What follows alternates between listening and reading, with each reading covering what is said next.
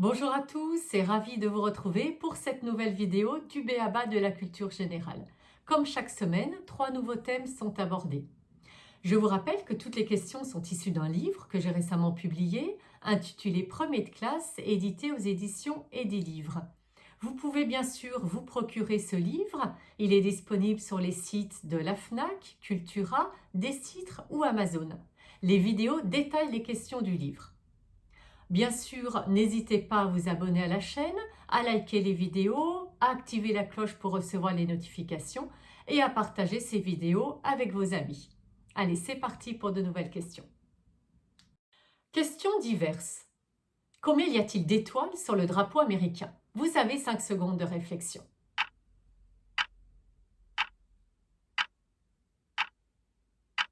Le drapeau est bien entendu le symbole des États-Unis d'Amérique et est surnommé Stars and Stripes, soit étoiles et bandes en français. Alors dans le coin supérieur gauche du drapeau américain, il y a 50 étoiles blanches sur fond bleu. Ces étoiles sont représentées en 9 rangées, alternant 6 ou 5 étoiles dans chaque rangée. Que représentent ces 50 étoiles? Eh bien, ces 50 étoiles blanches représentent les 50 États que comptent les États-Unis. Le premier drapeau a été conçu en 1777, moins d'un an après la déclaration d'indépendance. Il ne comptait alors que 13 étoiles à son canton, qui représentaient les 13 colonies britanniques qui se sont unies pour prendre leur indépendance de la Grande-Bretagne. À l'origine, les 13 étoiles étaient disposées en forme de cercle. Alors par la suite, pour des raisons évidentes d'espace, la disposition a été changée. Ce drapeau a été modifié 27 fois depuis 1777. De nouvelles étoiles ont été ajoutées chaque fois que de nouveaux États ont rejoint les États-Unis. La 50e étoile a été ajoutée en 1960, après que Hawaï ait été admis dans le syndicat.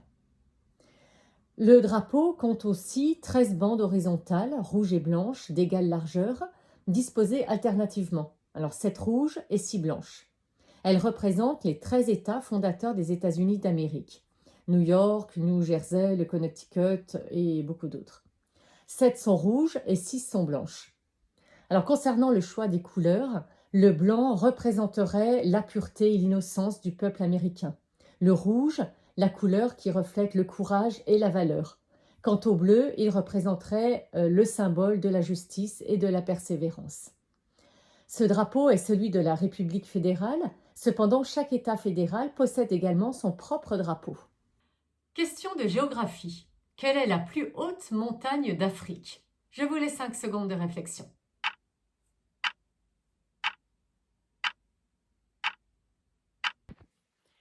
Le Kilimandjaro est la plus haute montagne d'Afrique avec une hauteur de 5892 mètres.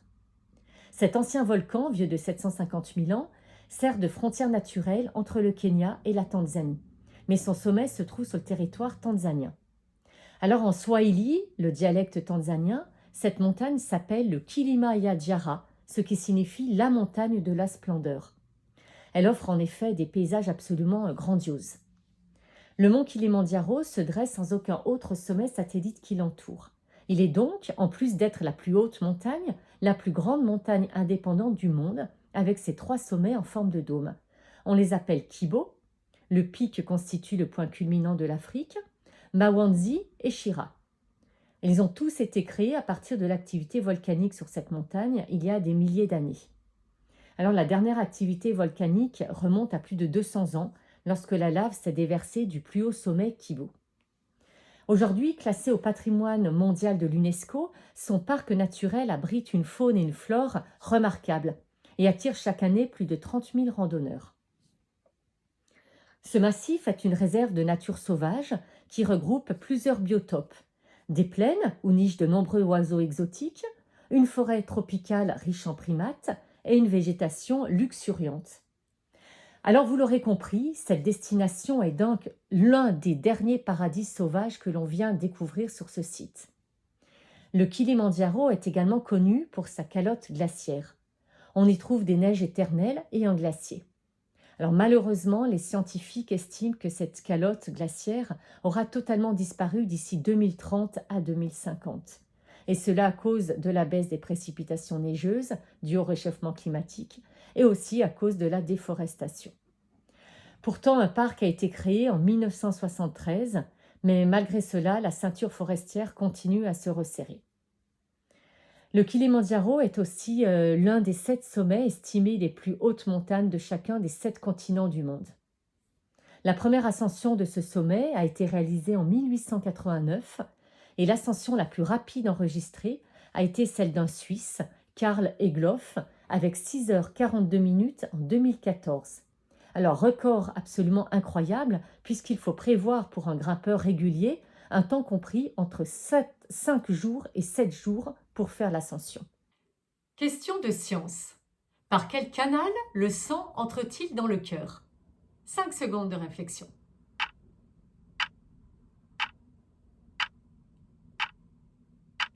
Dans le cœur, il y a une circulation à sens unique dans chaque partie.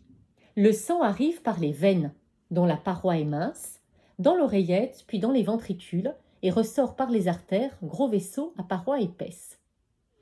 Alors pour expliquer d'une façon beaucoup plus précise, une fois que le sang a voyagé dans le corps, il revient au cœur par la veine cave et il entre dans l'oreillette droite.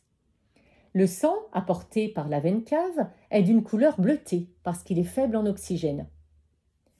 Quand le cœur se relâche, le sang s'écoule dans le ventricule droit par la valvule tricuspide. Le ventricule droit se contracte pour envoyer le sang dans les artères pulmonaires par la valvule pulmonaire. Le sang se rend au poumon où il reçoit de l'oxygène frais et il reprend alors sa couleur rouge vif. Il retourne ensuite dans l'oreillette gauche par les veines pulmonaires, puis il se rend dans le ventricule gauche par la valvule mitrale. Le ventricule gauche pompe le sang riche en oxygène dans l'aorte par la valvule aortique. L'aorte transporte le sang au corps et le processus recommence ainsi. Le cœur doit maintenir un débit sanguin continu au sein de l'appareil circulatoire. Ce dernier assure à tous les tissus de l'organisme un apport continu d'oxygène et de nutriments, mais également se charge de l'élimination du dioxyde de carbone et de tous les déchets. Le calibre des veines est plus important que celui des artères, mais les veines sont moins musclées que les artères qui doivent supporter, elles, la pression sanguine lors de la contraction du cœur. Les veines et les artères diffèrent donc par leur rôle dans la circulation sanguine. Les veines font remonter le sang des organes vers le cœur, alors que les artères le font circuler du cœur vers les organes. C'est terminé pour aujourd'hui. J'espère que cette 4e vidéo vous a intéressé. On se retrouve la semaine prochaine pour de nouvelles questions. Passez une excellente semaine.